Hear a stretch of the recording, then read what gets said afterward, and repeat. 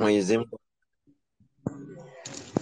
Mungu Azza wa Jalla ameita hivyo ni mapambo ya duniani, kwa sababu vitu hivi vinamalizika kwa kumalizika umri wako katika maisha ya dunia. Ima vinamalizika kweli au venyewe viko lakini wewe umemalizika. Tunamwomba huyu ndugu yetu Halima mzee, mnani maiki yako ina nani na disturb darasa. Vitu hivi vinamalizika mara baada ya mwanadamu kuondoka katika haya maisha. Kwa hivyo hayo mazuri ya duniani yanaitwa ni mazuri, lakini hayaitwi ni mazuri sana. Qur'ani ikasema kuna mambo mazuri zaidi ambayo anayafanya mwanadamu katika dunia hii. Ahsana ma amilu, mazuri zaidi katika yale ambayo wanadamu wameyafanya. As-Saadi akasema kuna mazuri ya duniani lakini hayaitwi ni ahsan. Lakini ahsan ni lile jambo lile lenye alaka na mafungamano na akhera. Hata kama kwa mfano, tukitoa mfano katika majengo, kuna mtu amejenga majengo mazuri ya kuishi yeye na familia yake, au amefungua mradi wa shule ama hospitali, ana majengo mazuri. Hayo ni mazuri, lakini mazuri yake yanaishia hapa hapa, kama ikiwa hakufanya kwa malengo ya kidini. Ama mtu ikiwa amefanya jambo kwa malengo ya kidini, kwa malengo ya thawabu, hata ikawa ni kibanda, mtu amejenga kibanda, watu wenye hali ngumu wakajenga kibanda cha kuswalia cha nyasi kwa juu, na ukuta wake ikawa ni miti iliyochimbiwa na fito, wakakandika kwa udongo, kaeneo ketu kakuswalia haka, kaeneo ketu ka madrasa haka. Hiyo inashinda kasri ambalo limejengwa lakini si kwa ajili ya Mwenyezi Mungu Jalla waala. Wala hatusemi kwa ajili ya haramu, bali mtu alijenga tu kwa ajili ya kustarehe yeye na familia yake. Hayo hatokuta akhera thawabu zake, kwa sababu Mwenyezi Mungu Azza Jalla amesema, wama amwalukum wala auladukum billati tuqarribukum indana zulfa illa man amana. Mali zenu na watoto wenu havikusogezeni katika nafasi ya karibu kwa Mwenyezi Mungu Subhanahu wa Ta'ala, isipokuwa kwa yule aliyeamini. Kwa hivyo ukiamini, hizo mali zako ukazitoa katika njia ya Mwenyezi Mungu Jalla waala, zitakukurubisha. Ama ukatoa wakfu, vitakukurubisha mbele ya Mwenyezi Mungu Azza wa Jalla. Ama kile unachokitumia wewe kama wewe kitakuwa ni halali, lakini hakina thawabu mbele ya Mwenyezi Mungu Jalla waala. Kwa hivyo Mwenyezi Mungu Subhanahu wa Ta'ala masiku machache yaliyopita alituwekea sherehe ya Eid al-Adha, ambayo ni sherehe ya kusherehekea makubwa. Bila shaka hawezi kutuwekea sherehe ya mambo ya kawaida, kwa sababu kama ni thawabu na ibada tunazifanya mwaka mzima, lakini hakuweka Allahu Jalla waala sherehe na Eid katika huo mwaka mzima.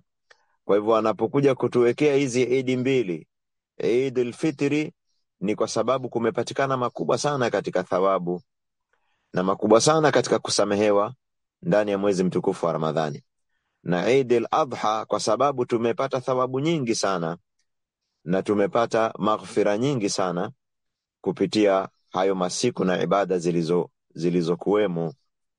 Kwa hivyo baada yake tunasherehekea thawabu kwa Eid ya ibada, kwa Eid ambayo na yenyewe ni ibada na ni thawabu.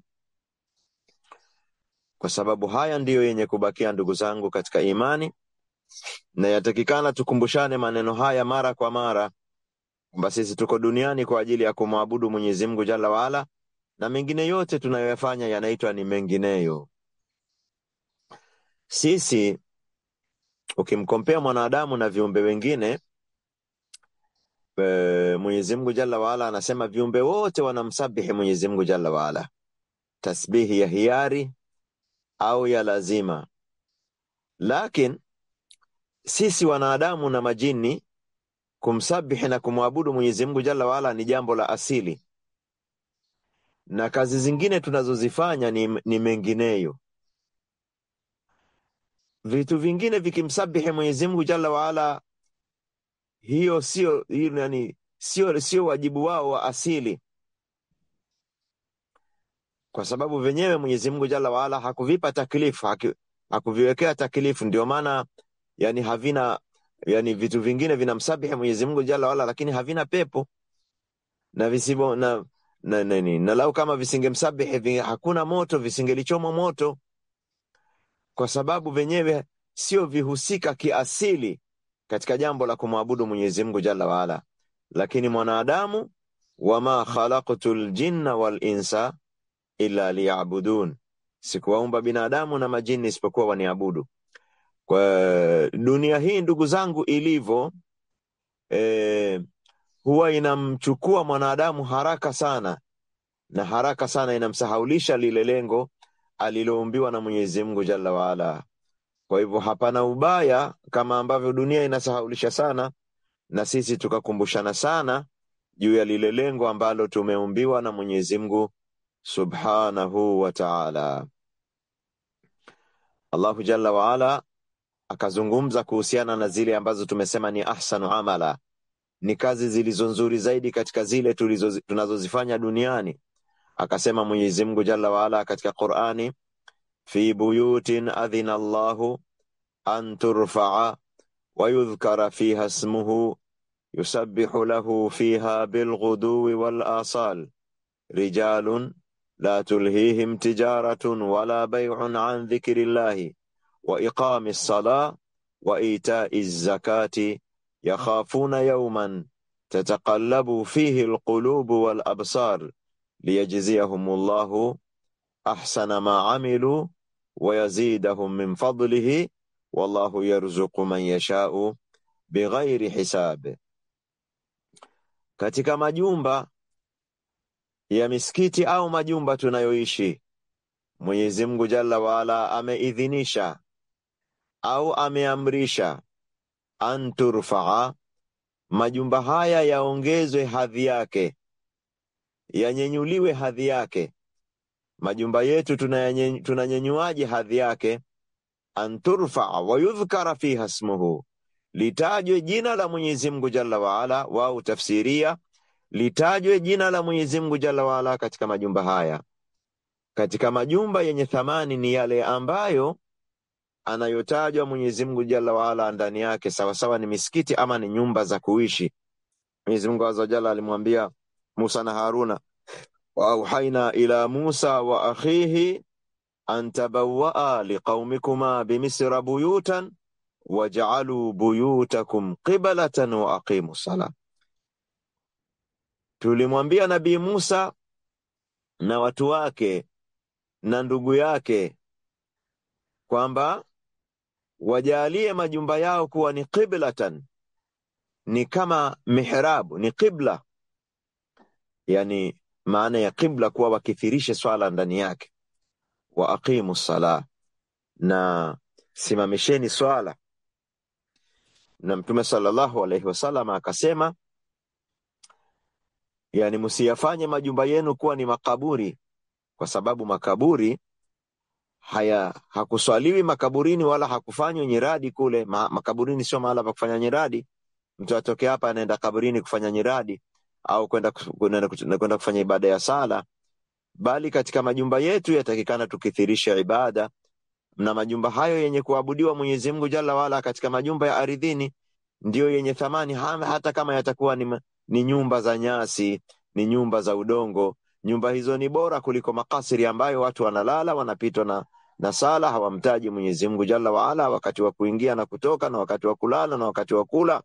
Majumba hayo hakusomi Qur'ani, hakutaji Mwenyezi Mungu Jalla wa Ala. Allah Jalla wa Ala amesema katika Qur'ani, fi buyutin adhina Allah, katika majumba Mwenyezi Mungu Jalla wa Ala ametoa idhini anturfaa, yanyenyuliwe na yaheshimishwe. Wa yudhkara fiha ismuhu, kwa kutajwa jina la Mwenyezi Mungu ndanimo. Wa yudhkara fiha ismuhu yusabbihu lahu fiha, anasabihiwa Mwenyezi Mungu katika majumba hayo bilghuduwi wal asali, asubuhi na jioni. Kisha akawataja ni kina nani hao wanaofanya tasbihi, akasema ni rijalun, ni wanaume. Wanawachuoni wakasema kuna baadhi ya aya katika Qur'ani zimetaja wanaume, lakini hazikumaanisha wanaume wa jinsia. Mwanaume wakati mwingine ni mtu hodari, ni mtu makini, ni mtu mwerevu, hata kama atakuwa ni mwanamke.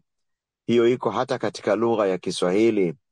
Mtu akitaka kumwambia mwenzake kama wewe hodari fanya kitu fulani, basi tuone, anamwambia kama wewe ni mwanaume fanya kitu fulani. Kwa hivyo kuna wanaume wa uhodari na uwerevu na umakini.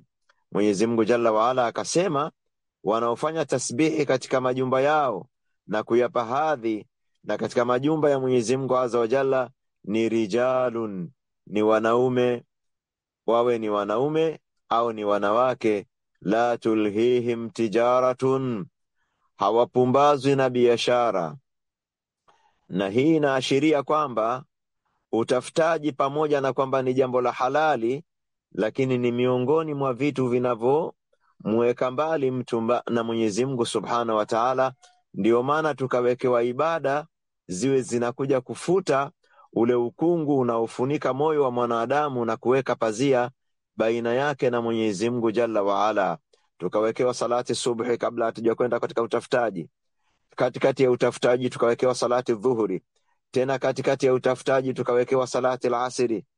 Alafu kabla hatujalala tukawekewa salatu al-maghrib na salatu al-isha, ili kufuta yale mambo ya kidunia ambayo ta'aliqu ala qulubina, yanaganda katika nyoyo zetu, sio kwa sababu ya mambo ya haramu, kwa sababu ya hiyo dunia ya halali haikusogezi karibu na Mwenyezi Mungu Jalla waala, isipokuwa uwe unarudi kwa Mwenyezi Mungu Jalla waala, na isipokuwa ukiwa unaimega, unaitumia katika njia ya Mwenyezi Mungu Azza wa Jalla, hiyo dunia haitakupumbaza.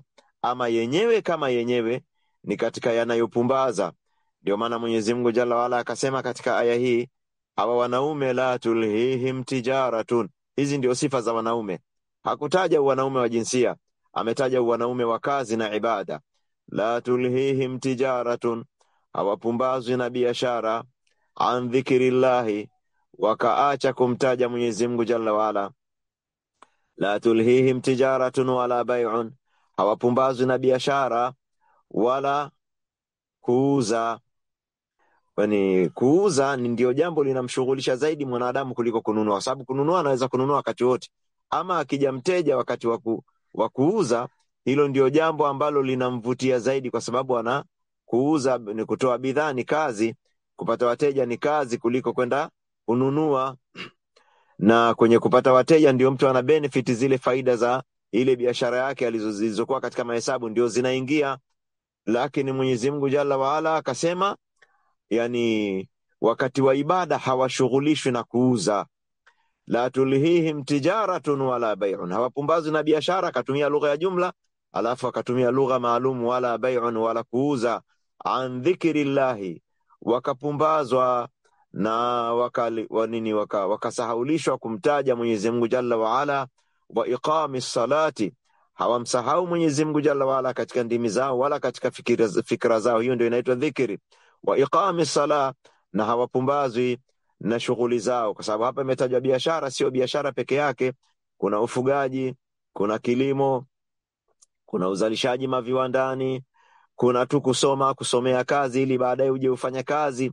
Hayo yote ni biashara, imetajwa kama ni mfano, lakini ni shughuli zote. La tulhihim tijaratun, biashara, wala bay'un wala bay'a an dhikrillahi, kunako kumtaja Mwenyezi Mungu Jalla waala. Wa iqamis salati, na kusimamisha sala. Wa itaiz zakati, na kutoa zaka. Yakhafuna yawman, watu hawa wanaogopa siku ambayo kuna siku, ndugu zangu, nadhani dhana ya uhakika kwamba hiyo siku ndio inatufanya tukutane sisi hapa. Sisi hapa tukikutana sio grupu la biashara la watu kurusha bidhaa zao na ili wengine wauze na wengine wanunue. La, hili ni grupu ambalo misheni yake na ajenda yake ni mambo ya akhera, ni mambo ya kaburini. Inshallah sisi tutakuwa ni katika hao ambao rijalun, ni wanaume ambao yakhafuna yauman, wanaiogopa siku ambayo tataqallabu fihi alqulubu wal absar. Tunaogopa ile siku ya kufa, ndugu zangu katika imani, ambayo mtu macho yake yatageuka na moyo wake utageuka. Allah anajua moyo utageukaje, lakini kama macho yanakodoka na yanashtuka, na moyo bila shaka utakuwa utageuka kwa mshtuko, katika ile siku ambayo malakul mauti atakuja akwambie game is over, umri wako basi. Sisi ndugu zangu katika imani, wallahi tunasahau sana. Ukiwa una miaka 30 unaona bado, ukiwa una miaka 40 unaona bado, hata ukiwa na miaka 50 unaona bado ukiwa una miaka 60 pia unaona bado. Wakati mwingine ukiwa una nguvu unaangalia afya yako unaona bado. Kumbe mauti anaweza kumkuta mtu na afya yake akamdondosha. Mauti anaweza kumkuta mtu na afya yake akaja kwa njia ya ajali. Mara nyingine hata sio kwa ajali, kwa mshtuko tu mtu akadondoka akafariki. Kwa hivyo sisi tumetengeneza grupu letu hili, na magrupu kama haya ni mengi duniani, kwa sababu ya kuhimizana na kukumbushana na kukusanya hayo maokoto na masalio kwa ajili ya hiyo siku ngumu. Mwenyezi Mungu Azza wa Jalla akasema watu hawapumbazwi na biashara wakaacha kumtaja Mwenyezi Mungu Jalla wala, hawafanyi hivyo. Au wakaacha kusali, hawafanyi hivyo. Au wakaacha kutoa zaka, wa itai zakati, wanatoa zaka. Yakhafuna yauman, kwa sababu wanaogopa siku ambayo tataqallabu fihi alqulubu wal absar, macho na nyoyo vitageuka. Liyajziyahumullahu ahsana ma amilu, wanafanya hivyo ili Mwenyezi Mungu Jalla waala aje awalipe kwa haya matendo ambayo ni ahsan. Tunakuja kwenye hilo neno ahsana ma amilu. Allah aje awalipe kwa matendo mazuri zaidi walioyafanya. Angalia lugha iliyotumika hapa, Allah atakuja awalipe. Hapa kuna tafsiri mbili, liyajziyahumullahu, ili Allah aje awalipe. Hiyo ni kwa upande wao, yani nia yao, wanatenda matendo haya ili Allah Jalla waala aje awalipe kwa mazuri zaidi walioyafanya. Kwa upande wa Allah, hiyo li ina maana hatimaye, lamu as-sayrura, hatimaye Mwenyezi Mungu Jalla waala atakuja awalipe ahsana ma amilu, kwa yale matendo mazuri zaidi walioyafanya. Yale mazuri ya kawaida walioyafanya, wakapata pesa, wakanunua magari, wakajenga majumba, wakafanya haya na yale katika maendeleo ya dunia ambayo hayakuwa na alaka na thawabu. Angalia, mtu ana nyumba mbili, moja akitoa wakfu ataikuta mbele, ile ambayo analala akifa itabakia hapo hapo ilipo. Kwa hivyo yani hapa katika aya Mwenyezi Mungu Azza wa Jalla ametaja zaka, zile pesa unazozitumia wewe. Kwa mfano ukinunulia kiatu, tunapiga mifano kwa sababu wakati mwingine tunadanganyana. Ile pesa ulioitoa sadaka na ulioitoa zaka imekwisha kutambuka, hiyo katika maisha imetangulia kabrini, na imetangulia katika asirati, na imetangulia katika mizani, imekutangulia peponi. Hiyo itakukinga na adhabu kabrini, hiyo pesa iliyotoka katika sadaka au katika zaka. Na ile je, niliyonunulia kiatu itabakia kuwa ni ya kiatu. Nilonunulia soksi na baibui na suruali na mkanda wa suruali na saa na iPhone sijui na nini ma laptop sijui manini na gari zuri la starehe na nyumba nzuri na fanicha nzuri, si haramu, lakini ujue kwamba hayo yatabakia, kwa sababu Allah Jalla waala amesema thawabu ni kwa yale matendo ambayo ni ahsan. Kwa mfano hapa ametaja kutoa zaka, ametaja kumtaja Mwenyezi Mungu Jalla waala, ametaja kusimamisha sala, an dhikrillahi wa iqami salati wa itai zakati. Haya ndio ambayo yanasaidia katika ile siku ambayo tunaiogopa. kisha Allah jalla wa ala akasema liyajziyahumullahu ahsana ma amilu, hatimaye Mwenyezi Mungu azza wa jalla atakuja awalipe sio kwa kazi zote walizozifanya duniani, no, ahsana ma amilu, zile zilizo nzuri zaidi. Inshallah hata hili grupu letu na harakati zake ni katika hayo ambayo ni ahsana ma amilu. Inshallah hizo harakati zenu mnazozifanya katika madrasatu khairun nisa, hayo ni katika ahsana ma amilu, yataingia ni katika mazuri ambayo wanadamu wameyafanya. Inshallah kuna wengine wametoa maeneo kwa ajili ya kuendeshea harakati za dini, basi hayo yatakuwa ni katika ahsana ma amilu. Kuna event zinafanyika kama ile tulifanya Dar es Salaam katika ule ukumbi, bila shaka kuna pesa zimetoka, ukiona vyaelea vimeundwa, kuna watu wamechangia pesa zao nyingi kwa sababu ya event ya siku moja, wakaita mashehe, wakaita watu, wakakodisha ukumbi, kwa haya na yale mengine yanayojulikana na yasiyojulikana yakafanywa. Allah ajalie ni katika ahsana ma amilu, ni katika yale ambayo mazuri zaidi walioyafanya. Allah azza wa jalla ametoa ahadi liyajziyahumullahu ahsana ma amilu, Allah atakuja awalipe kwa mazuri zaidi walioyafanya. Wayazidahum min fadlihi, na Allah jalla wa ala atawazidishia katika fadhila zake. Hii lugha ya kubagua kwamba katika mazuri ya duniani kuna ambayo yana thawabu na mengine hayana thawabu, sio lugha yangu, ni lugha ya mufassirina. Walipokuwa wakitafsiri kipande hiki cha aya wakasema ahsana maamilu, mazuri zaidi walioyafanya, wakasema kwa sababu thawabu ni kwa ibada wala si kwa kazi za kidunia. Kwa mfano sisi kuna nani, watu wamefanya kazi, wametengeneza hiyo mwendo kasi, hiyo sio katika ahsana maamilu. Ahsana maamilu au vinginevyo, hiyo kazi ya kidunia uiconvert katika nyumba yako, ukajenga eneo la kuswalia katika nyumba nzima, kipande hiki ndio utapata thawabu, na kipande hiki ndio kitakuwa kinaleta baraka katika nyumba nzima. Kwa hiyo nyumba nzima inategemea kile kipande ambacho mtu anakaa anaswalia au anamtaja Mwenyezi Mungu, au chumba kile cha ibada. Ahsana maamilu. Kwa hivyo hii lugha ya kubagua kwamba kuna kazi nzuri ya duniani, lakini ni nzuri, haitwi nzuri sana, na kuna nzuri sana na thawabu zinaangukia kwenye kazi nzuri sana, ubaguaji huu ni mufassiruna wameelewa dini namna hiyo. Na ukitaamali katika kauli ya Mwenyezi Mungu Jalla wa Ala, almalu walbanuna zinatul hayati dunya, unaona ametenganisha mali na watoto ni mapambo ya duniani, walbaqiyatu salihatu, na yale mema yenye kubakia. Kwa hivyo katika mambo ya duniani tunayofanya yako katika mafungu mawili, na mwerevu yani anatoa kipaumbele zaidi katika lile la akhera, kwa sababu kila siku zikienda ndiko anakoelekea. Ama dunia yake kila siku zikienda ndivyo anavyozidi kuagana na dunia yake.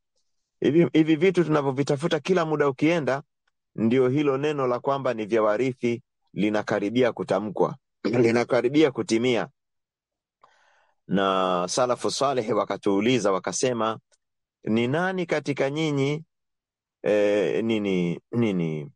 kati ya mali yake mtu na mali ya warithi wake, ni ipi inayompendeza zaidi? Yani mali yako na mali ya ndugu zako, ipi inayopendeza zaidi? Akasema ni mali yako. Basi wakasema zile amali njema unazozitanguliza zinazotokana na mali yako, hizo uzipende zaidi kuliko zile ambazo haujazitoa, sababu kile ambacho haujakitoa kinabakia kuwa ni cha warithi wako, na kile ulichokitoa ndio kinathibitika kuwa ni cha kwako wewe. Cha kwako wewe katika dunia ni kile kilichooza ambacho umekula kikamalizika, umevaa kikamalizika. Ama kile kilichobakia basi hicho ni cha warithi wako. Kwa hivyo cha kwako ni kile ulichokula katika dunia. Akhira ni kile ambacho umekitanguliza. Liyajziyahumullahu ahsana ma amilu wa yazidahum min fadlihi. Kwa hivyo haya matendo ahsan ndiyo ambayo tulikuwa tunasherehekea Idi kwa kuyasherehekea hayo, na sherehe ya kusherehekea thawabu hizo ilikuwa yenyewe pia ni sherehe ya kutengeneza thawabu. Ndugu zangu katika imani, katika yatokanayo na haya masiku ambayo yanamalizika leo, tarehe 10 na ngapi nimesahau, maanake kuna nini, kuna yaumu nahar, siku ya Idi, mbele yake tena kuna masiku matatu yanaitwa ayamu at-tashriq, yamekwisha kumalizika ni kitambo. Haya ayamu tashriq, haya masiku katika hadithi yameitwa ni ayamu dhikrillahi, ni masiku ya kumtaja Mwenyezi Mungu Jalla waala. Mwenyezi Mungu Subhanahu wa Ta'ala alipoweka masiku maalum ya kumtaja, hakuwa akimaanisha kwamba atajwe katika masiku haya peke yake. Utakuta katika mwaka kuna misimu mingi ya kheri. Kwenye hiyo misimu ya kheri Mwenyezi Mungu Jalla waala anahimiza ibada zile zile za siku zote, lakini kwa umaalum. Kwa mfano dhikri ni ibada iko mwaka mzima, lakini imehimizwa katika masiku yaliyopita kwa umaalum. Hapa akayahimiza kwa umaalum na akatoa ofa maalum, akatoa thawabu, yani sio zile anazotoa za dhikri katika masiku mengine ya kawaida. Akatoa thawabu nazo zikawa ni maalum, ili kumhamasisha mwanadamu aweze kutekeleza ibada katika masiku haya na kumtaja Mwenyezi Mungu Subhanahu wa Ta'ala. Hili linatokea ukimalizika msimu huu na kuja huu, ili kumzoesha mwanadamu azoee kwa hii misimu inavyojikariri, yani akariri kutekeleza zile ibada kwa sababu ya motisha aliyopewa na Mwenyezi Mungu Azza wa Jalla, hatimaye iwe ndio daidana yake, iwe ndio desturi yake na obi yake na kawaida yake, yani ya kutekeleza hizi ibada. Kwa mfano ibada ya dhikri ni ibada ambayo natakiwa tuifanye kila wakati. Naomba nipigie mstari hapa ndugu zangu katika imani, ni ikumbushe nafsi yangu na nikukumbusheni nyinyi kwamba kuna malipo makubwa sana katika ibada ya dhikri,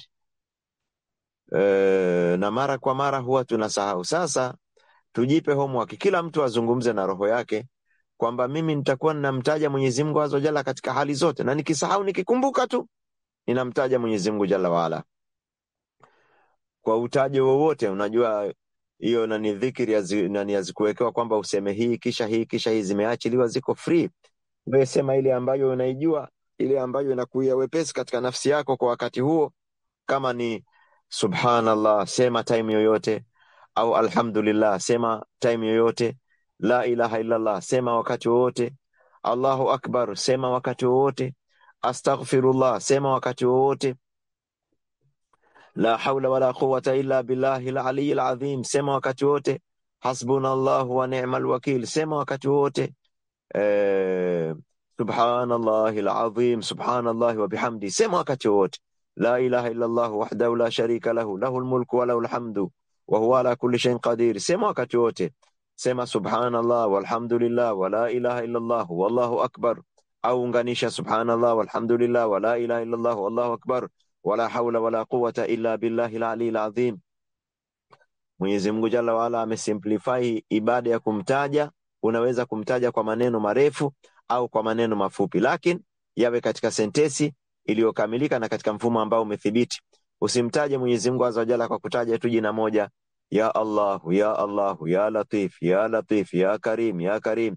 Haikuthibiti hiyo katika sheria, lakini unaweza kusema alhamdulillah alhamdulillah alhamdulillah, au subhanallah subhanallah subhanallah, au Allahu akbar Allahu akbar Allahu akbar, au astaghfirullah astaghfirullah au astaghfirullah, au Allahumma salli ala Muhammadin wa ala ali Muhammad, Allahumma salli ala Muhammadin wa ala ali Muhammad, Allahumma barik ala Muhammadin wa ala ali Muhammad. Wewe unamsalia Mtume sallallahu alaihi wasallam, na kumsalia Mtume ni katika ibada na dua zinazolipa sana. Nasema ni katika ibada na dua, ni katika ibada kwa sababu kuna ujira mwingi.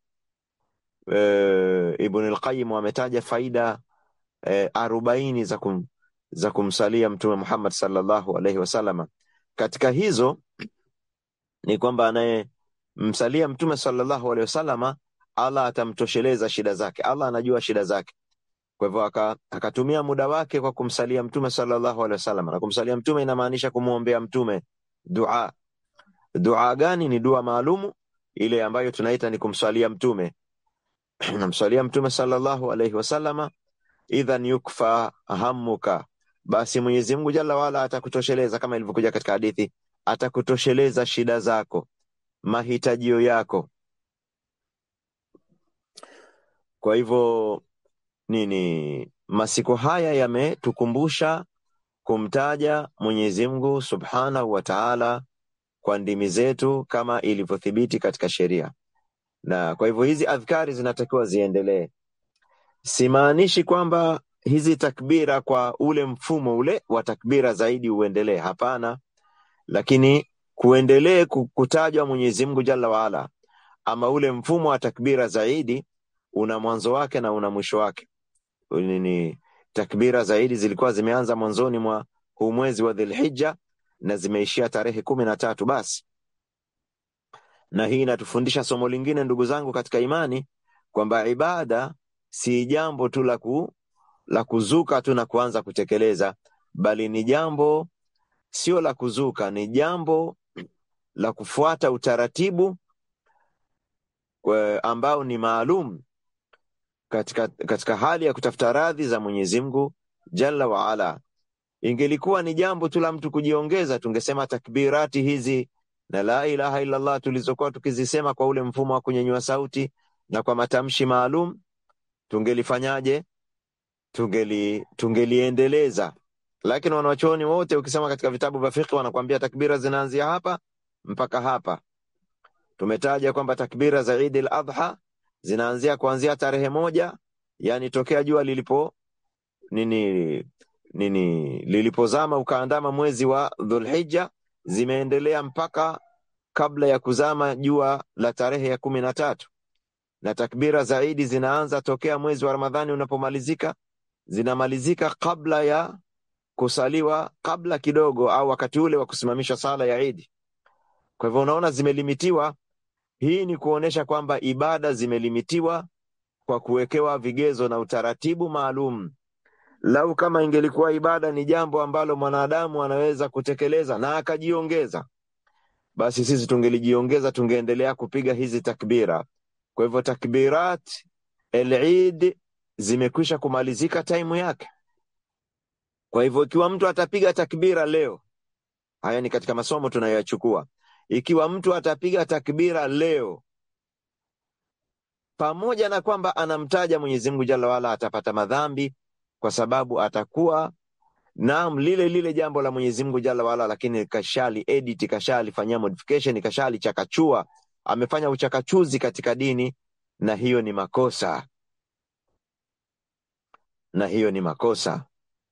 Hata hii adhana huwezi kupiga time yoyote. Adhana ina time yake. Tunaposali huwa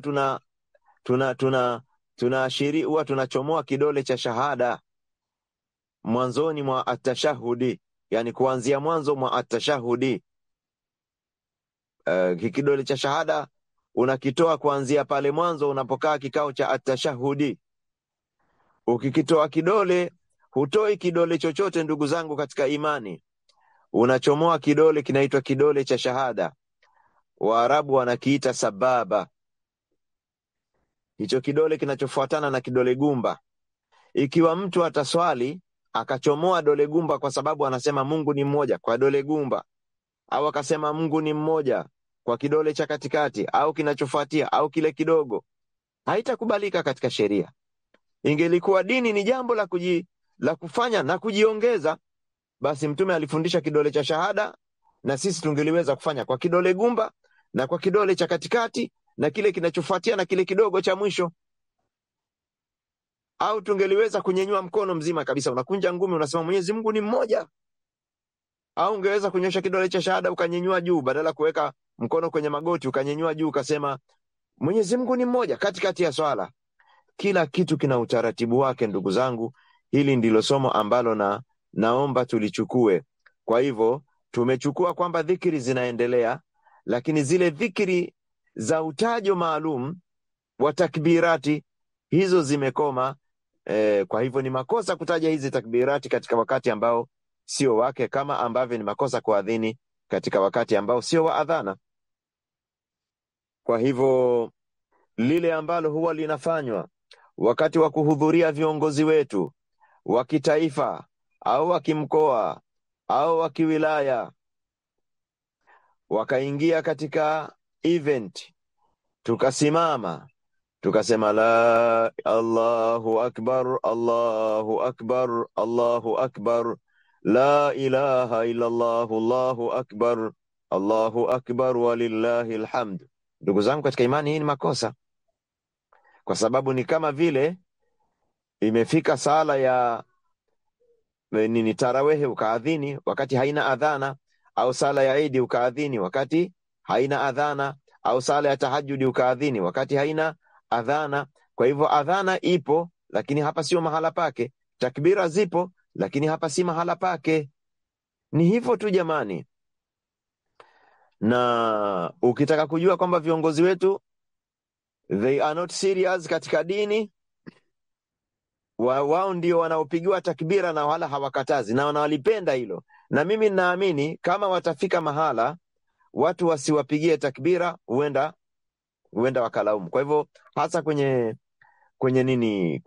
Eid, kwa mfano kwenye mabaraza ya Eid, kwenye hizo takbira hazikuwekwa. Akiingia kiongozi, takbira zimewekwa kwa ajili ya kumaadhimisha Mwenyezi Mungu Jalla wa Ala.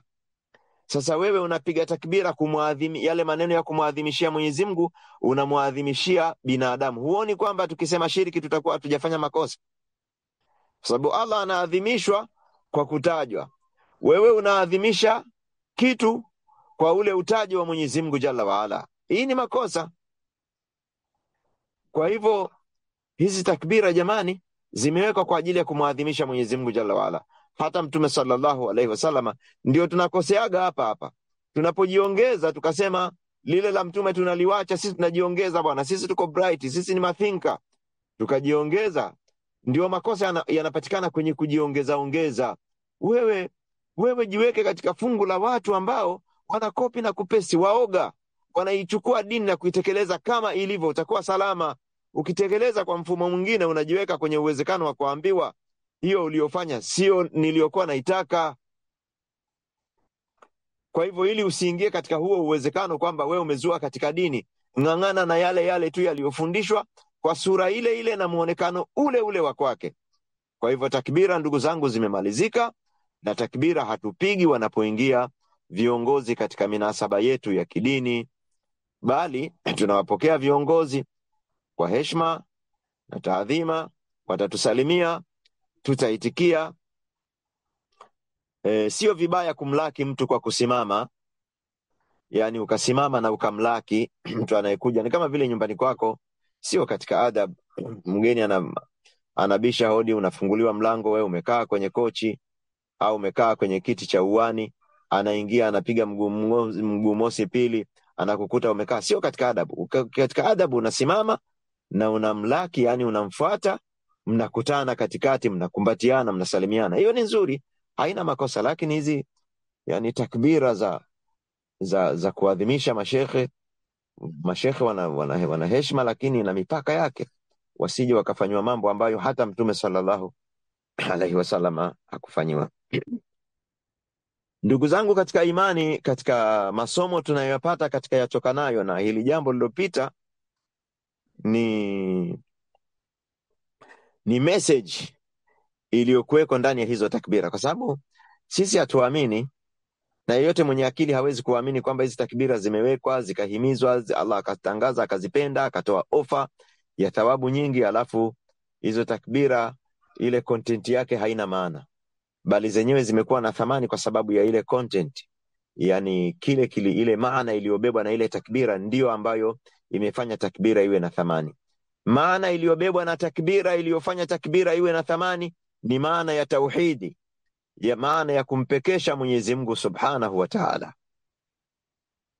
Ndugu zangu, ukifa ukiwa una tauhidi itakuokoa hatimaye, hata kama una madhambi mengine.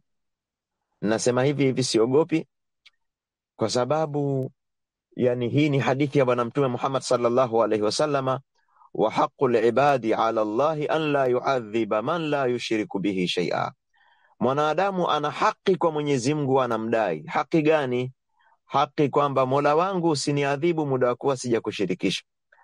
Na tauhidi inaokoa, tauhidi inaporomosha madhambi, tauhidi ni nzito sana katika mizani. Imekuja katika hadithi kwamba maneno mawili ni mepesi katika ulimi, lakini yanapendeza sana, habibatani ila rahmani, yanapendeza sana kwa Mwenyezi Mungu Jalla wa Ala. Na maneno hayo ni thaqilatani fil mizani, yakiwekwa katika mizani ni mawe hayo na machuma mazito kweli kweli. Subhanallahi alazim, subhanallahi wa bihamdi. Mwenyezi Mungu ametakasika, hana mshirika. Mwenyezi Mungu ametakasika, ni mkubwa. Haya matamko yanamaanisha tauhidi. Kwa hivyo tusiwe ni watu ambao sio watu wa kimantiki, tukazichukulia adhkari na uzito wake alafu tukaishia hapo. Ni lazima tuende dipu, tuangalie kwamba kwa sababu gani hizi adhkari zimepewa na ni renki kubwa. Ni kwa sababu zimebeba tauhidi. Kwa hivyo tunaweza kusema hivi, sio tunageuza maneno, tunaongea kwa lugha nyingine, yani maneno male male, lakini tunaongea kwa lugha nyingine. Tunasema hizi nyiradi tulizokuwa tunazifanya na kwa kukariri zilikuwa zinatufundisha na zinatukaririsha upekee na tauhidi ya Mwenyezi Mungu Jalla wa Ala katika ibada, katika sifa zake, katika matendo yake. Kwa hivyo hizi adhkari zimerenew ahadi ya tauhidi ile ambayo tuliichukua sisi wanadamu kabla hatujaja duniani. Wa idh akhadha rabbuka min bani adama min dhuhurihim dhurriyatahum wa ashhadahum ala anfusihim alastu birabbikum qalu bala shahidna an taqulu yawma alqiyamati inna kunna an hadha ghafilin. Kumbukeni alipochukua Mwenyezi Mungu Jalla wa Ala kutoka kwa mgongo wa Adam, akawachukua watoto wao, na kutoka kwenye migongo ya watoto wa Adamu akachukua watoto wao, na kutoka kwa hawa watoto akachukua watoto wao, na kutoka kwa watoto wao akachukua watoto wao. Yani kila mtu alitolewa kutoka katika mgongo wa baba yake kabla hatujaja duniani. Mwenyezi Mungu Jalla wa Ala kwa kudura yake ambayo haiwezi kuelezeka, lakini tunaamini jumla ya haya maelezo, akawaweka hawa wanadamu wakiwa na akili zao timamu, akawaweka mbele yake, akawaambia alastu birabbikum, hivi mimi si bwana wenu muabudiwa? Qalu bala shahidina, wanadamu wakasema kwa nini isiwe hivyo? Wewe uliyetuumba bila shaka utakuwa ni bwana wetu. Mwenyezi Mungu Azza wa Jalla akawaambia, msije mukenda mukavunja hili, munaenda duniani msije mukenda mukalivunja, antaqulu yawmal qiyamati, mkaja mkasema siku ya kiyama. Yani tunaachana, munaenda duniani, tutakutana kiyama. Mwanadamu amepewa jukumu na Mwenyezi Mungu Jalla wa Ala, mahesabu ya hayo majukumu na usaili na kukaguliwa amali yake ni yawmal qiyamati. Antaqulu yawmal qiyamati, msije mkasema siku ya kiyama, inna kunna an hadha ghafilina, tulighafilika na hii tauhidi. Au taqulu, au msije mkasema, inama ashraka abauna min qablu, waliofanya shirki ni baba zetu kabla. Bwana, Qur'ani ina tabia kujitafsiri sana. Ahadi hapa imetajwa kwamba alastu birabbikum, mimi si bwana wenu, alafu ikatafsiriwa mbele kwamba ahadi yenyewe ilikuwa ni ahadi ya kumpekesha Mwenyezi Mungu Jalla wa Ala pale alipowaambia kwamba msije mkasema siku ya kiyama sisi tulishirikisha kwa sababu ya wazee wetu. Angalia jamani, sisi tunafanyaga mambo tuliyokutanayo wazee ni hoja eti. Mtu anapotea hoja, wazee wetu tumewakuta hivi. Hii hoja ya wazee haikubaliwi.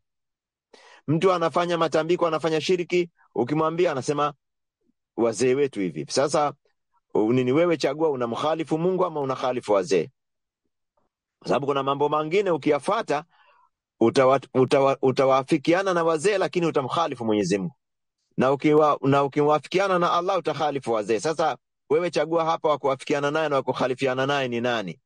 Na Mwenyezi Mungu Jalla waala katika aya za Qur'ani amekataa, wa idha qila lahum ittabi'u ma anzala Allahu, wanapoambiwa fuateni yale aliyoyateremsha Mwenyezi Mungu Jalla waala, qalu, wao husema, bal nattabi'u ma alfaina alayhi abaana, bali tunafuata yale ambayo tumewakuta nayo baba zetu. Awalau kana abauhum la yaqiluna shay'an wala yahtadun, hivi watawafuata wazee hata kama hawakuwa na akili au hawakufanya jambo la akili wala hawakuongoka? Aya hii inaonyesha kwamba wazee wetu wanaweza kuwa katika yale waliokuwa nayo sio mambo ya uongofu, ni mambo ya upotevu, na wala si mambo ya akili, ni mambo ya ujinga.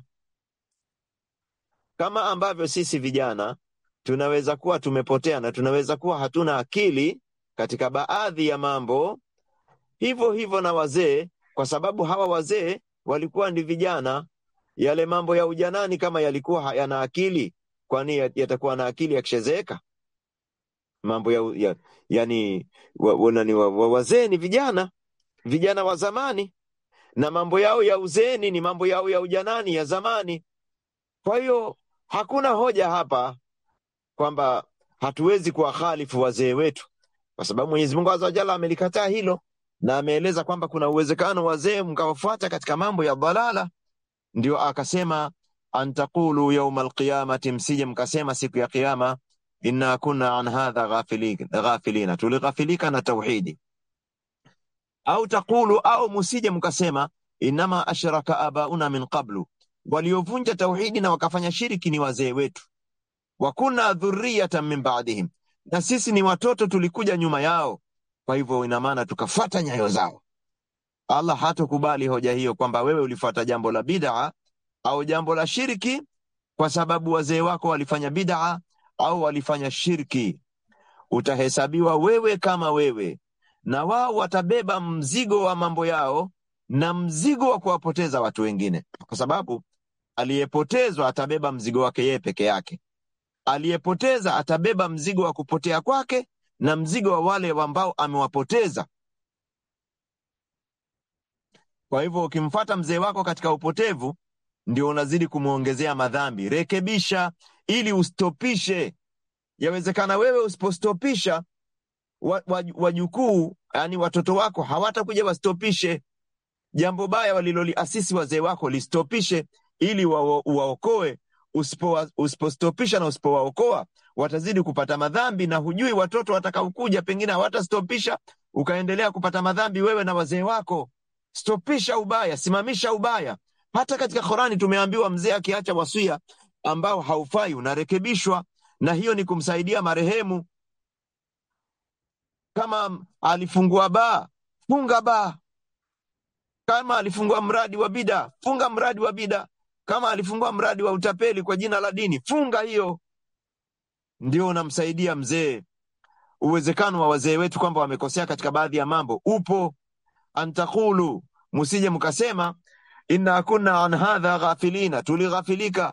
Au takulu, au musije mkasema, inama ashraka abauna min qablu, walishirikisha wazee wetu kabla. Wa kunna dhurriyatan min ba'dihim, na sisi tulikuwa ni watoto, ni kizazi baada yao. Afatuhulikuna bima fa'ala almubtilun, hawa watoto watakuja waseme, hivi Mwenyezi Mungu unataka kutuadhibu kwa mambo yaliyofanywa na watu wa batili? Paka watasema hivi, wakati wa huo watawakana, watawaita watu wa batili. Sasa hivi wanasema wazee wetu wana heshima zao. Ikifika kiyama utalalamika na utawakana, utasema afatuhulikuna bima fa'ala almubtilun. Kwanza wazee wako wanaweza kuwa wana udhuru kwa sababu hawakujua, labda knowledge na da'wa kama hizi hazikufikishwa. Sasa wewe umefikishiwa ujumbe, kwa hivyo mtoto anaweza akaangamia, mzee akasalimika, kwa sababu mzee ana udhuru. Anaweza akapewa udhuru kama hakufikishiwa, huenda hakufikishiwa. Kwa hiyo sisi ambao ni lazima turekebishe, lazima turekebishe. Kama kuna misingi ya shirki au ya bid'a ya wazee wetu, ni lazima turekebishe. Kwa hivyo nini hizi nyiradi hizi zimetukumbusha kwamba hapana apasaye kuabudiwa kwa haki isipokuwa Mwenyezi Mungu Jalla waala, na Mwenyezi Mungu ni mkubwa. Na hizi nyiradi zimetuhimiza na kutukumbusha daidana na kanuni ambayo Muislamu anatakiwa awe nayo. Nirudi nihimize ndugu zangu katika imani, tuwe ni watu wa nyiradi. Nyiradi faida zake Ibn al-Qayyim ametaja zaidi ya faida 70, faida ya uradi na kumdhukuru na kumtaja Mwenyezi Mungu Jalla waala. Tujaribu kila wakati, kwa sababu hatukulelewa hivyo, tujaribu kila wakati tuwe tunamtaja Mwenyezi Mungu Subhanahu wa Ta'ala. Kila wakati ukikumbuka maneno haya, basi lianzishe hapo hapo, kama unafua subhanallah au subhanallahil azim, subhanallahi bihamdi. Wakati mwingine nini nafsi ulimi unaona nini tabu kutaja ni uvivu kutaja uradi mrefu, taja uradi mfupi. Astaghfirullah, astaghfirullah, astaghfirullah, alhamdulillah, alhamdulillah, alhamdulillah, subhanallah, alhamdulillah, wala ilaha illallah, wallahu akbar, subhanallahil azim, subhanallahi bihamdi, subhanallahil azim, subhanallahi bihamdi, hasbunallahu wa ni'mal wakeel, wala hawla wala quwwata illa billah. Kila wakati mtaje Mwenyezi Mungu Jalla waala. Inaleta nini utulivu katika nafsi, inaleta nguvu ya kiimani.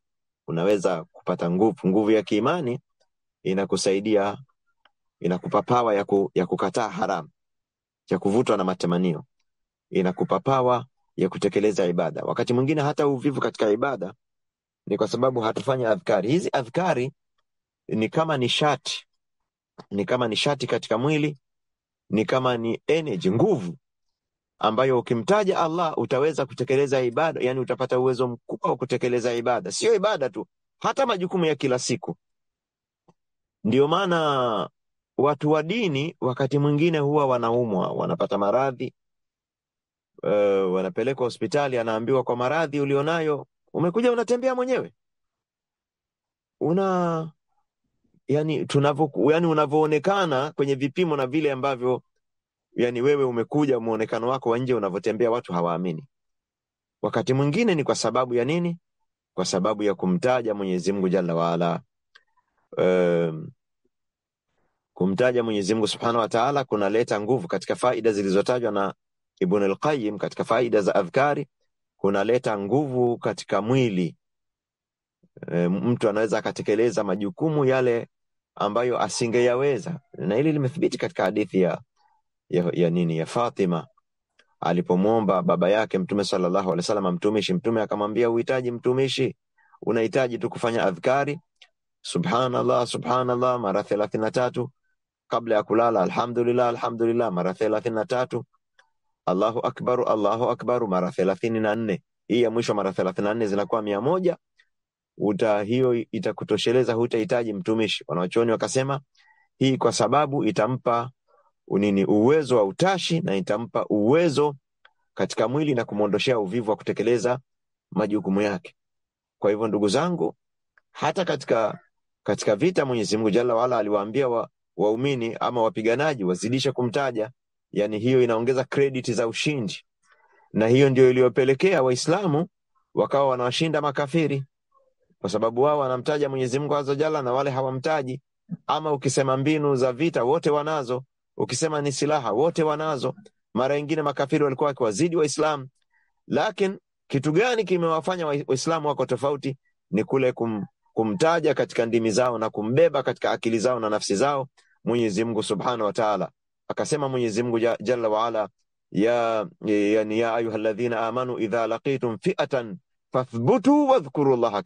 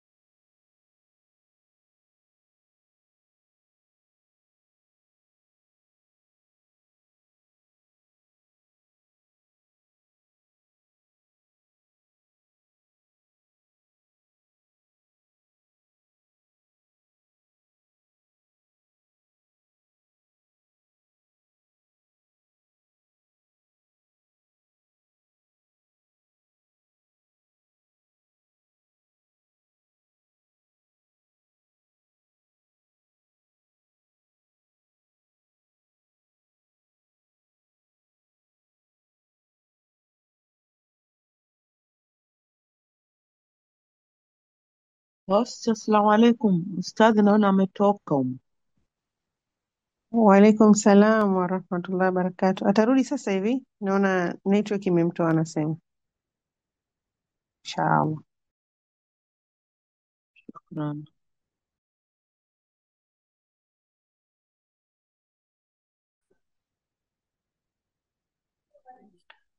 Na Allahul musta'an. Allahumma salli ala Muhammadin wa ala ali Muhammadin kama sallaita ala Ibrahim wa ala ali Ibrahim innaka Hamidum Majid. Wa barik ala Muhammadin wa ala ali Muhammadin kama barakta ala Ibrahim wa ala ali Ibrahim fil alamin innaka Hamidum Majid.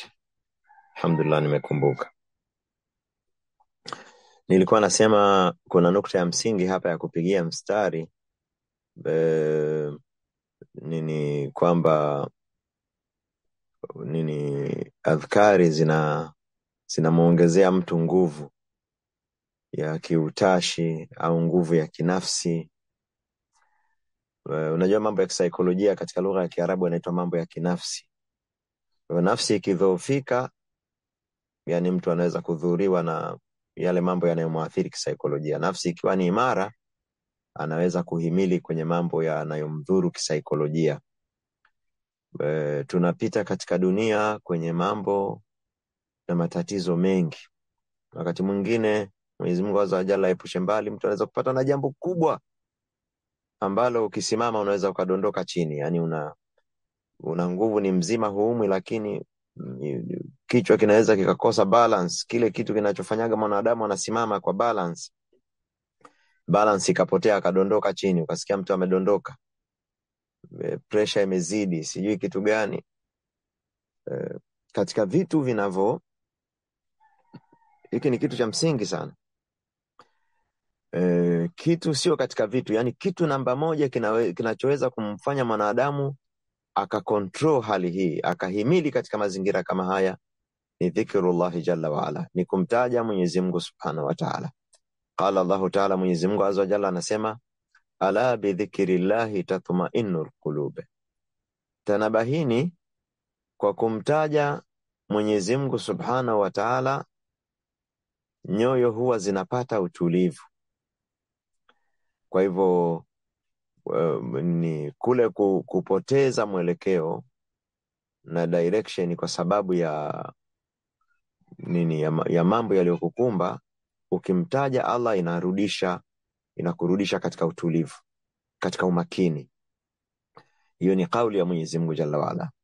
Na aya tuliyotangulia kuitaja imetaja kwamba yani wadhkurullaha kathiran la'allakum tuflihun, mtajeni Mwenyezi Mungu kwa wingi ili mpate kufaulu. Na hii dhikri imekuja katika yani kuwatilia nguvu waumini katika mazingira magumu. Unajua kwenye vita ni unaenda kuyafesi mauti. Unaenda kwenye vita akili imebeba kabisa, hapa naweza nisirudi. Kwa hivyo sidhani kama kuna jambo linampa stress mtu kuliko anapokuwa ameiweka nafsi yake na mali yake katika rehani namna hii. Lakini kitu gani kinachowafanya waumini wathibiti? Mwenyezi Mungu Azza wa Jalla amewafundisha wa kwamba wakithirishe nyiradi. Ndio masahaba wanapokwenda kufanya mapinduzi ya kivita mahala, wakishindwa, kikubwa zaidi wanachokifanya, pamoja na kupanga mipango, lakini kikubwa zaidi ambacho ndio kinachukua muda wao na nguvu zao, ni kukesha kwa kufanya ibada na kumtaja Mwenyezi Mungu Jalla wa Ala. Wanamtaja Mwenyezi Mungu kweli kweli. Kesho wakiamka wanakuwa wao ni tofauti na wenzao wasiomtaja Allahu Jalla wa Ala, na utajo unakuwa umebeba tauhidi. Kwa hivyo hii tauhidi ambayo unaitaja inatakiwa iwepo moyoni na iwepo katika mdomo wako, iwepo moyoni kiakida na iwepo katika mdomo wako kwa kukariri zile nyiradi. Hili ni jambo linalokupitisha katika mambo, linaloweza kukupitisha katika mambo magumu ambayo hata ukipita watu wanasema umepitaje. Unapita salama, haupigwi na pressure wala haupigwi na stroke, unapita salama kwa sababu ya kumtaja. Kwa hivyo ndugu zangu katika imani, tufanye nyiradi. Ni watu wangapi wanatufanyia hasadi? Ni watu wangapi wanaturoga? Sio watu tu, majini wangapi wanatufanyia hasadi? Wakati mwingine mtu anarogwa na majini wanakaa wanafanya mpango wa mroge mtu. wanakaa wanafanya mpango wamfanyie hasadi mtu, wampige kijicho mtu. Haya shari ni nyingi, zile zisizoonekana mimi naona ni nyingi pengine kuliko hata zinazoonekana. Kwa hivyo yani silaha yetu kubwa ni kumtaja Mwenyezi Mungu Subhanahu wa Ta'ala. Nilipata kujiuliza mimi binafsi, dini ya Uislamu nature yake ni nyepesi, mbona nyiradi zimewekwa nyingi hivi? Nikagundua kwa sababu shari zake ni nyingi sana. Yani adhkari ni ibada zimewekwa kuepusha wewe na shari na kukukinga na kukuhifadhi. Ndio maana imekuja katika atakayesema uradi huu Allah atamuhifadhi, atakayesema uradi huu Allah atamuhifadhi, kama uradi wa la ilaha illa Allah wahdahu la sharika lahu lahul mulku wa lahul hamdu wa huwa ala kulli shay'in qadir. Uradi ni kinga. Kadhalika bismillahil ladhi la yadhurru ma'a ismihi shay'un fil ardi wala fis samai wa huwa as-sami'ul alim, ukisema mara 3 au zaidi, uradi huu ni kinga. Nyiradi zote ni kinga, lakini mimi nazitaja hizi kwa sababu zimetajwa katika kwa tamko la umaalum, yani kwamba ni kinga. Nyiradi zote ni kinga. Kwa hivyo ninamalizia darasa yangu kwa kuhimiza nafsi yangu na nyinyi na kuikumbusha nafsi yangu na nyinyi tuwe ni watu wa uradi. Nilienda mahala kwa jamaa zangu, nikaondoka asubuhi, baba akanisindikiza, mama hakutoka kuniaga.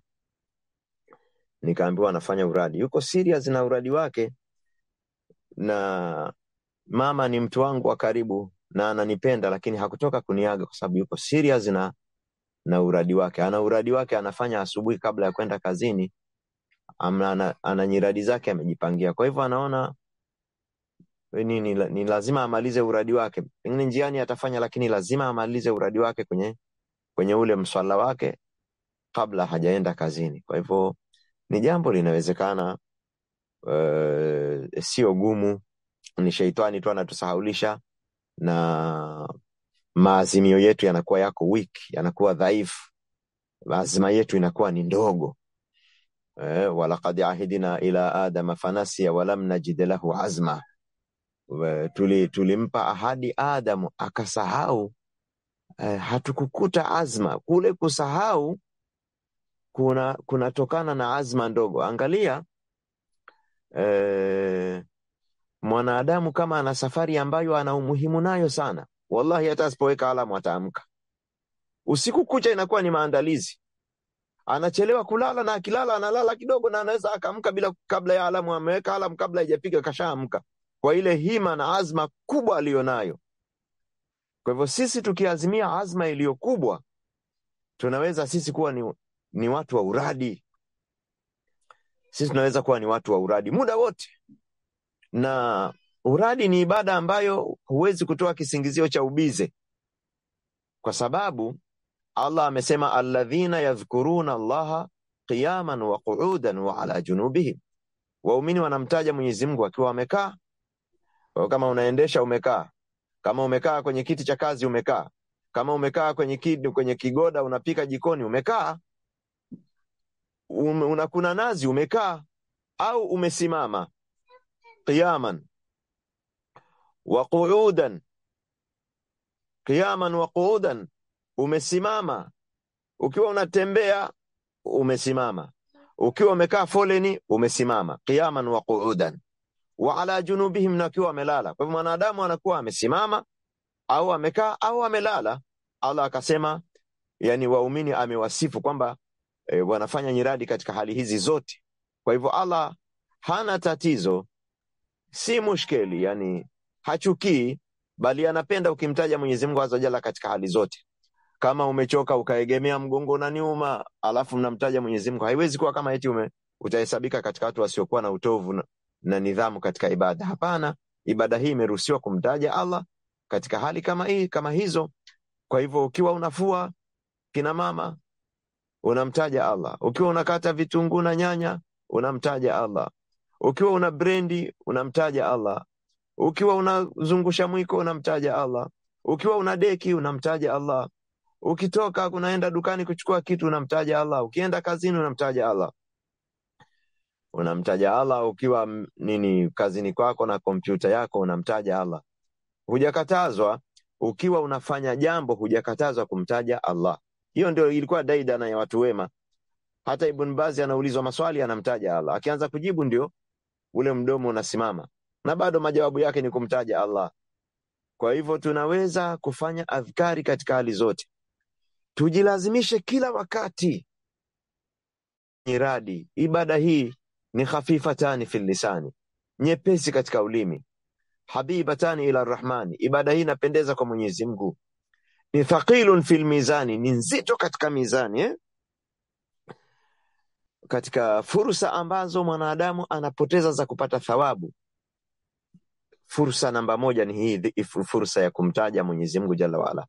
Na jaribu ukifanya uradi uwe na tarkizi, concentration, uwe na tarkizi, usiseme tu ili mradi unatamka tu, na nia yako iwe ni kumridhisha Mwenyezi Mungu. Usifanye uradi, usipeleke akili yako sana kwamba nikifanya uradi nitapata hela. Maana wengine, watu wengi ndugu zangu, na viongozi ndio waliotulea hivyo kupitia media. Viongozi wetu wa dini ndio wanaotuharibu sisi. Nyiradi sasa hivi zinahimizwa sana, lakini katika mlango wa ukifanya hivi utapata mchumba, ukifanya hivi utapata mume, ukifanya hivi utapata mke, ukifanya hivi utapata wateja, ukifanya hivi utatajirika. Nyiradi, ibada zote zinarudishwa kwenye dunia. Ibada hizi Mtume alikuwa akiwaambia watu, ukifanya uradi huu sana sana katika faida za dunia, anasema anataja mara chache sana Mtume. Ziko faida za dunia kama tulipotaja, lakini Mtume sallallahu alaihi wasallam anataja mara chache. Na zaidi alikuwa akiwajenga kwamba hii ibada, yani dhikri, zitampatia pepo mtu mbele ya Mwenyezi Mungu Jalla waala. Wadhakirina Allah kathiran wadhakirati a'adda Allahu lahum maghfiratan wa ajran adhima. Mwenyezi Mungu amewaandalia msamaha na ujira mkubwa akhira wenye kumtaja Mwenyezi Mungu Jalla waala katika wanaume na wanawake. Kwa hivyo ni mara chache Mtume sallallahu alaihi wasallam alitaja faida za kidunia za nyiradi, kama hiyo kukingwa, kama hivyo kutoshelezwa shida zako. Lakini sisi kile kilichotajwa mara chache ndio tunakitaja sana, kwa sababu sisi tumekuwa ni watu wa dunia. Kwa hivyo wewe fanya nyiradi kwa ajili ya Mwenyezi Mungu, wallahi dunia itakuja nyuma yake yenyewe. Hata ibada mtu anafanya kwa ajili ya Allah, lakini Allah anamfungulia baraka katika maisha yake kwa sababu ya hizo ibada. Lakini akifanya ibada kuanzia mwanzo amekusudia dunia, atakosa dunia na akhera. Lakini ukikusudia akhera, Allah atakupa akhera na dunia. Tutengeneze nia zetu katika hizi adhkari, na tuwe na tarkizi na umakini, na tuwe ni watu wa nyiradi. Matablighi wanasemaga tuseme insha Allah. Tunamwomba Mwenyezi Mungu Subhanahu wa Ta'ala atujalie na kusikiliza maneno na kufuata yaliyo mazuri yake. Wa sallallahu wa sallam wa baraka